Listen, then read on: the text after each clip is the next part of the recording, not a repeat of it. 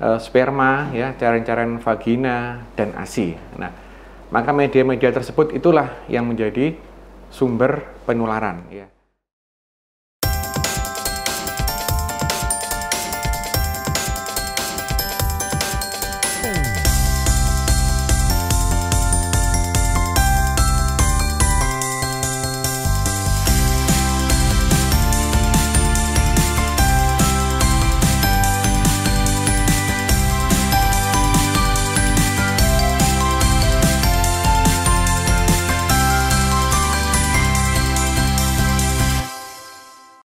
Halo Sobat RSUD SLG dimanapun berada, kembali bersama saya Dr. Galuh, Dokter Umum RSUD SLG Kediri.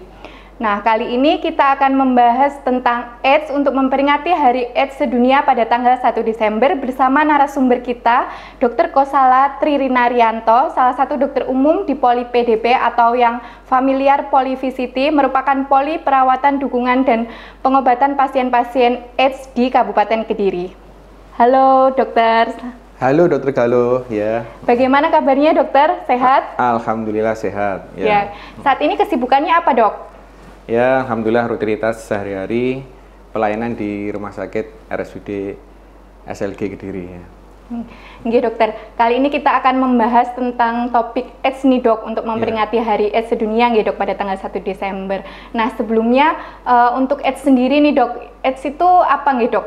Ya, AIDS itu merupakan singkatan dari acquired, kemudian immune deficiency syndrome ya. Jadi sindroma atau kumpulan dari gejala-gejala ya. Maksudnya itu infeksi oportunistiknya ya, yang dari HIV itu ya. Nah, itu muncul ya, muncul semuanya. Jadi AIDS itu sebenarnya merupakan perjalanan akhir ya dari seseorang yang terinfeksi oleh HIV seperti itu, ya. Oh, untuk penyebabnya sendiri, dokter? Iya. Jadi sudah saya katakan tadi bahwasanya sebenarnya penyebab dari AIDS itu adalah harus dibedakan ya antara HIV dan AIDS ya. Jadi HIV itu orang yang terinfeksi oleh virus ya, virus HIV ya. Kemudian ketika virus itu masuk di tubuh ya, dia itu menyerang kekebalan tubuh kita ya, terutama menyerang sel darah putihnya ya, CD4-nya ya. Nah, ketika diserang ya, maka kekebalan tubuh orang tersebut akan menurun ya. Nah, pada saat kekebalan tubuh menurun ya, nah itu penyakit-penyakit oportunistik ya, penyakit-penyakit yang yang masuk ya, kesempatan dalam kesempitan ya, ini masuk ya. Jadi sehingga dia menimbulkan gejala-gejala ya. Beberapa contoh dari penyakit oportunistik ya yang sering menyerang pasien-pasien HIV adalah TBC ya. Jadi biasanya pasien-pasien datang di rumah sakit itu datang bukan karena HIV-nya, tapi karena penyakit oportunistiknya ya. Jadi datang dengan keluhan misalkan sesak ya, batuk dan sebagainya. Ya, didiagnosa sebagai TBC ya, ternyata dia juga dilakukan pemeriksaan HIV-nya ternyata juga reaktif ya. Jadi seperti itu ya. Oh, nggih, ngaten gitu. Ya. Terus kemudian untuk yang pasien-pasien nih yang dok yang berobat di RSUD SLG sendiri nih dok, itu pas datang kan dengan infeksi oportunistiknya gitu tadi nih dok. Ya. Nah itu kita bisa nggak sih dok mendiagnosis dengan melihat saja atau ada pemeriksaan yang pemeriksaan diagnostik untuk pasiennya tersebut kemudian dikatakan menderita AIDS ngaten dok? Oh, enggak bisa ya. Jadi harus diperlukan pemeriksaan lab ya, lab khusus ya, pemeriksaan antibodi HIV ya. Karena kadang-kadang ada juga orang yang sakit TBC ya, tapi tidak ada HIV-nya juga ya. Juga seperti itu, ada juga seperti itu ya. Tapi kalau memang kita curiga ada HIV, biasanya dilakukan pemeriksaan antibodi ya. Dan pemeriksaannya itu 3 kali harus reaktif ya. Kalau hanya sekali saja tidak bisa ya, harus diulangi lagi. Biasanya 2 pekan harus diulang lagi. Tapi pemeriksaannya harus cukup ketat ya. Jadi 3 kali reaktif, nah baru bisa dikatakan itu positif ya, seperti itu. Ya. Oh, iya, berarti sangat ketat gitu pemeriksaannya, nggak cuma 1 kali langsung gitu nih dok. Nah untuk ininya sendiri dok, untuk penularannya sendiri nih dok. Kan ini kan pemeriksaannya saja sudah ketat. Nah, apakah penularannya itu seperti apa nggih Dok? Apakah dengan alat makan ngaten nggih Dok atau gimana Dok? Kuman HIV sendiri ya, virus HIV sendiri itu adanya di dalam darah ya. Kemudian di cairan-cairan sperma ya, cairan-cairan vagina dan ASI. Nah, maka media-media tersebut itulah yang menjadi sumber penularan ya. Jadi kalau kita kontak langsung darah sama darah ya, nah itu bisa juga menjadikan sumber penularan. Atau mungkin hubungan melalui alat kelamin ya, itu juga bisa melalui sumber penularan, termasuk ketika seorang ibu dengan ODA ya, ODA itu singkatan dari orang dengan HIV AIDS ya, yang positif ya, ibunya pun berpotensi untuk menularkan melalui ASI ya, seperti itu ya. Berarti nggak gampang juga gitu. Kalau makan kemudian tinggal serumah ya, termasuk mohon maaf kita memeluk itu juga enggak bisa secara langsung menular HIV, nggak seperti itu ya. Jadi sobat sehat dimanapun berada nggak perlu yang khawatir. Biasanya kan kita kan kalau generasi milenial nih sering makan di luar kayak gitu-gitu, nggak perlu khawatir penularannya melalui alat makan ngaten gitu, nggak perlu takut ngaten kalau misalkan makan di luar gitu nggih. Penularannya bisa melalui hubungan seksual gitu. Nah, itu apakah orang yang berhubungan seksual itu pasti akan tertular penyakit AIDS sendiri? Nah, itu bagaimana sih Dok cara pencegahannya sendiri supaya tidak tertular ngaten Dok? Iya, kalau orang melakukan hubungan apalagi nggak memakai alat pengaman ya, misalkan kondom ya, seperti itu ya. Jadi potensi menurut survei itu saya lihat beberapa literatur juga macam-macam ya. Jadi tidak otomatis orang itu akan langsung terkena HIV, nah seperti itu, enggak ya. Tapi ada survei atau penelitian yang mengatakan bahwasanya potensinya itu 0,08% ya, seperti itu. Jadi artinya 8 per 10.000 ya. Artinya 8 kali 10.000 berhubungan ya, 8 kali kemungkinan kena ya, seperti itu. Ya, jadi sangat jauh ya, kemungkinan kecil ya, tapi tetap ada kemungkinan seperti itu ada ya. Jadi maksud saya jangan sampai kita juga memudahkan ya. Nah, seperti hubungan seks di luar nikah seperti itu, padahal itu sebenarnya dilarang ya, meskipun potensinya sebenarnya enggak 100% ya. Maksudnya enggak setiap kali berhubungan mesti akan kena HIV, enggak seperti itu ya. Nah, seperti itu. Tapi kita jangan memudahkan, meskipun itu juga di bawah 100% ya. Nah, kita juga harus waspada ya, karena HIV sendiri sampai sekarang ini termasuk penyakit ya. Ya mungkin kalau saya katakan kan sementara ini kan sebagian besar pengobatannya kan ditanggung oleh pemerintah dan NGO ya. Nah, itu kalau memang dibebankan kepada murni pada ODA ya, itu sangat berat ya. Karena apa? Di samping pengobatannya juga obatnya mahal, juga pengobatannya juga lama, bahkan bisa seumur hidup ya, seperti itu ya. Nah, untuk pengobatan tadi kan dokter katakan seumur hidup nih Dok. Nah, itu kalau misalkan pasien-pasien dengan AIDS gitu Dok, mengkonsumsi obat terus-menerus seumur hidup ya, bisa seumur hidup itu apakah nggak ada potensi untuk merusak ginjal kah atau gimana gitu Dok? Kan konsumsi obat terus-menerus juga pasiennya mungkin ya bosen atau kemungkinan untuk merusak organ-organ tubuh itu ada nggak Dok? Iya, jadi emang kenapa harus pengobatannya seumur hidup? Karena untuk saat ini emang obat-obat yang ditemukan ya, itu tidak ada obat yang membunuh virusnya, belum ada obat yang langsung membunuh virusnya seperti itu ya.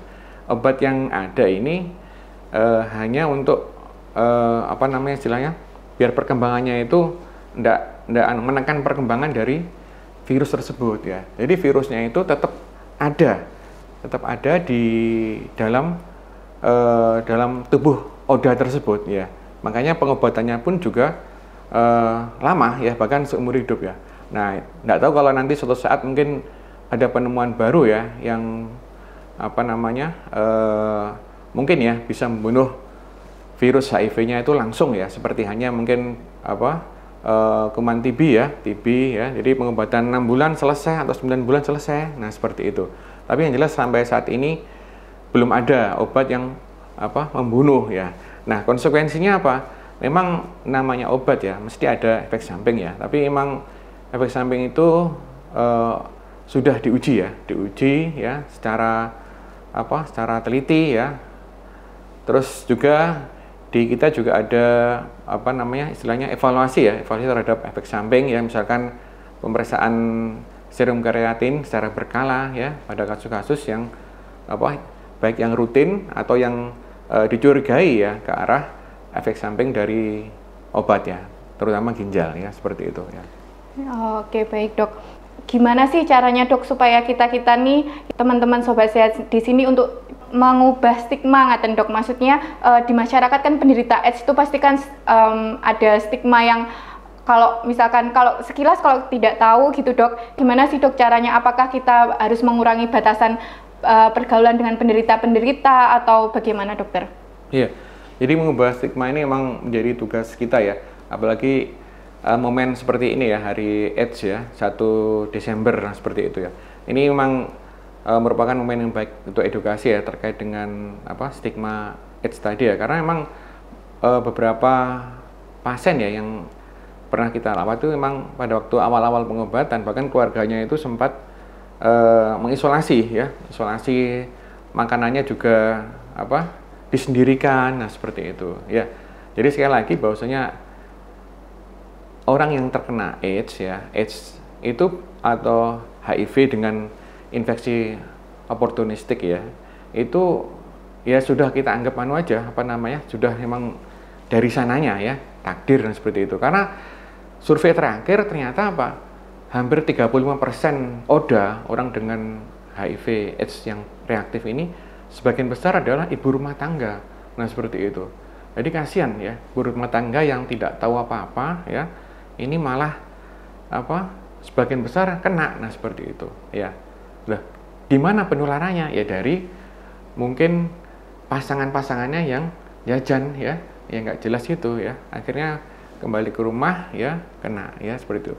Jadi bukan, sekali lagi ya, stigma bahwasanya mungkin HIV ini terkait dengan moral dan sebagainya ya, sudah nggak zamannya lagi ya, seperti itu ya. Karena memang yang harus kita lakukan, kita harus peduli dengan mereka ya, dengan ODA ini ya, karena mereka itu orang yang perlu dukungan ya, dukungan seperti itu.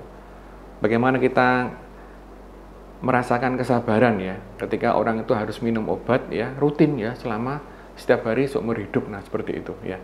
Ada orang kita aja mungkin minum obat ya 3 hari ya, sudah setelah itu ada orang malas. Nah, seperti itu ya. Padahal ODA itu harus minum, karena kalau nggak diminum takut ada resistensi ya, kalau minumnya nggak teratur ya, sehingga malah virusnya malah berkembang seperti itu ya. Oke ya. Terima kasih dokter. Wah, bincang kita kali ini sangat padat dan sangat banyak pelajaran yang bisa kita ambil nih dok, terutama tentang AIDS sendiri. Kemudian dokter, ini sebelum kita akhiri bincang-bincangnya dok, mungkin ada sepatah 2 patah kata untuk penderita AIDS yang juga menyaksikan bincang sehat ini dok, pesan-pesannya dok. Silakan dokter. Ya, untuk para ODA ya harus sabar ya, sesuai mematuhi sesuai dengan anjuran dari dokternya ya. Terus juga harus menjaga istilahnya kalau di pencegahan HIV itu ada istilahnya ABCDE ya. A-nya itu abstensi ya, jadi absen berhubungan kecuali pada pasangan yang sah ya, satu pasangan ya. Terus kemudian be faithful ya, jadi setia pada satu pasangan saja ya, jangan gonta-ganti pasangan ya. Terus kemudian C-nya adalah kondom ya, jadi harus menggunakan alat pengaman ya, kondom ya. Kemudian D-nya drug ya, jadi diusahakan menjauhi narkoba, karena narkoba itu biasanya lebih dekat dengan pergaulan bebas dan sebagainya. Kemudian E-nya equipment, jadi menggunakan alat-alat ya suntik yang steril, yang sekali pakai ya, seperti itu ya. Demikian mungkin ya. Ya, terima kasih dokter. Itu tadi untuk yang penderita ODA-nya, orang dengan HIV/AIDS nih dok. Kalau untuk yang teman-teman untuk pencegahannya sendiri dok, mungkin untuk mencegah penularan dari AIDS, pesan-pesan untuk teman-teman sobat sehat RSUD SLG Kediri ini bagaimana dokter? Silakan dok. Terkait dengan nakes ya, untuk nakes ya harus hati-hati juga ya, karena juga kadang-kadang kita bekerja juga dengan pasien yang kemungkinan juga tertular HIV atau pasien HIV yang sudah pasti ya, safety-nya juga harus diperhatikan ya, kemudian hati-hati ya, karena juga ada juga beberapa ODA itu juga ketularannya karena kena jarum ya, jarum bekas bekas orang HIV ya, seperti itu ya. Nah, kalau memang ada yang seperti itu ya diusahakan secepatnya menghubungi kami ya untuk bisa mendapatkan profilaksis ARV ya, seperti itu ya. Terima kasih dokter. Sekian bincang sehat kita kali ini. Terima kasih Dokter Kosala atas waktu dan ilmunya. Sama-sama dok ya. Di sini kita pamit undur diri. Apabila ada pertanyaan bisa komen di kolom komentar di bawah ini. Jangan lupa subscribe dan like YouTube channel RSUD SLG Kediri dan follow seluruh akun sosial media RSUD SLG Kediri. Saya Dr. Galuh dan Dr. Kosala pamit undur diri. Terima kasih atas perhatiannya. Mohon maaf apabila ada kurang dan lebih. Sampai jumpa. RSUD SLG, pelayanan prima, komitmen kami. Sampai jumpa.